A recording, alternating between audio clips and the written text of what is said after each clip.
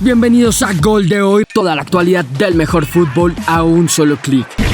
Luego de 9 temporadas en el cargo, esta es sin lugar a dudas la campaña que más le está costando a Pep Guardiola y al Manchester City desde la llegada del español. Su contrato tiene firma hasta el 2027, pero lo cierto es que tanto al City como al mismo Guardiola se les ve cada vez más desgastados, y aquel equipo que atemorizaba a Europa entre 2022 y 2024 ya no es el mismo al día de hoy, por lo que los cambios se hacen necesarios. Ya salió uno de los emblemas del equipo como lo fue Kevin De Bruyne y ahora se apuntan otros dos. Yo creo que Bernardo Silva va a dejar el Manchester City en verano. El primero es Bernardo, dicho por el gurú de los fichajes, y el segundo también lo anuncia el mismo Fabrizio Romano en sus redes sociales. Ahora el Manchester City tendría en carpeta varios opcionados para sustituir al DT español y el listado empieza con Enzo Maresca. Recientemente dejó el Chelsea, pero antes de esto ya había formado parte del cuerpo técnico de Pep Guardiola, por lo que se posiciona como el mejor opcionado para sustituir al español. El segundo en la lista es Xabi Alonso. El ex DT del Madrid y Bayer Leverkusen tiene un gran cartel que no se borró por lo sucedido con el Madrid, pues anteriormente ya había demostrado su valía en la Bundesliga. Finalmente el tercer opcionado es Cesc Fábregas, entrenador actual del Como, con el que hasta ahora ha protagonizado un gran curso en la Serie A donde compite por los cupos a copas europeas.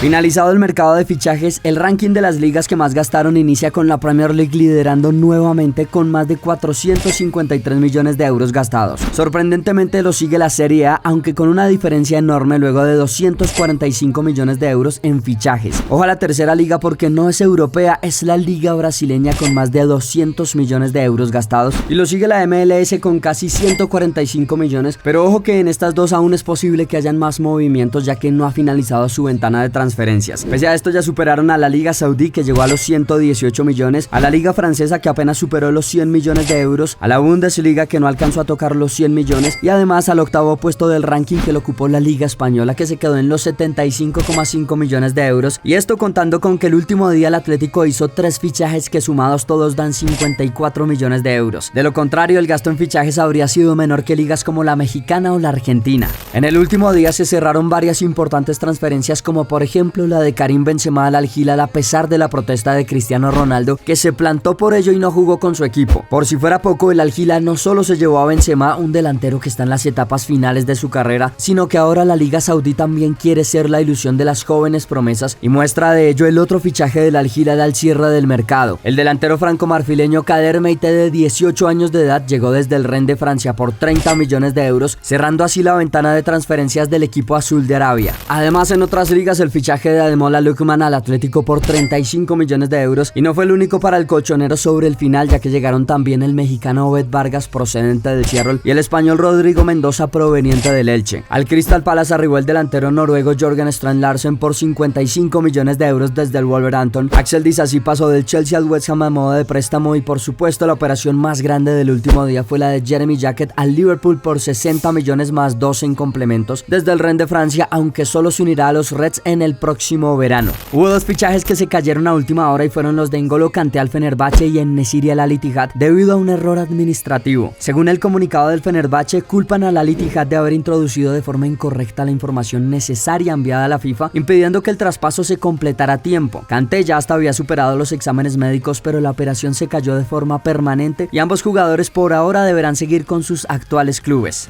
El Camp Nou podría ser estadio de final de Champions League. La mejora en las relaciones entre la UEFA y el club blaugrana, sumada a la renovación del Spotify Camp Nou, que apunta a convertirse en uno de los estadios más modernos de Europa para 2028, colocan al Barça como uno de los grandes candidatos para albergar la final de la Champions de 2029, después de que el mismo club hiciera pública su intención de acoger el evento. 2029 además será un año cargado de simbolismo, pues se cumplen 30 años de la última final disputada en el Camp Nou, aquella en la que el Manchester United derrotó al Bayern Múnich en 1999.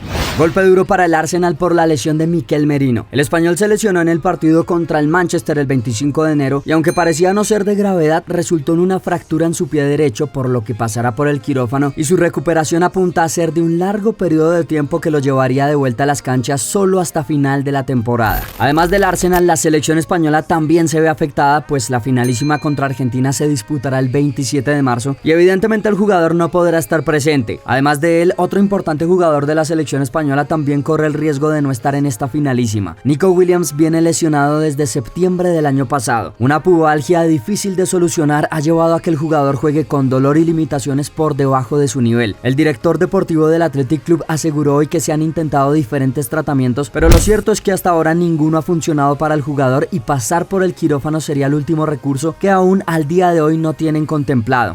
Durante el último partido del Inter, un hincha lanzó un petardo que explotó a escasos centímetros del portero del Cremonese. El arquero permaneció tendido en el césped, aturdido y además con una pequeña quemadura en la pierna, pero finalmente siguió en el juego. Debido a que esto sucedió en la visita del Inter al Cremonese, la sanción impuesta tiene que ver justamente con que los hinchas del Nerazzurro no podrán viajar y estar en partidos visitantes hasta el próximo 23 de marzo. Sin embargo, el derbi de la Madonina el 8 de marzo queda excluido de las medidas, dado que no habrá movimiento de aficionados hacia otras ciudades. Es todo por ahora. Suscríbete en el botón que ves en pantalla y haz clic en la campana gris para estar notificado con toda la actualidad del mejor fútbol. Hasta la próxima.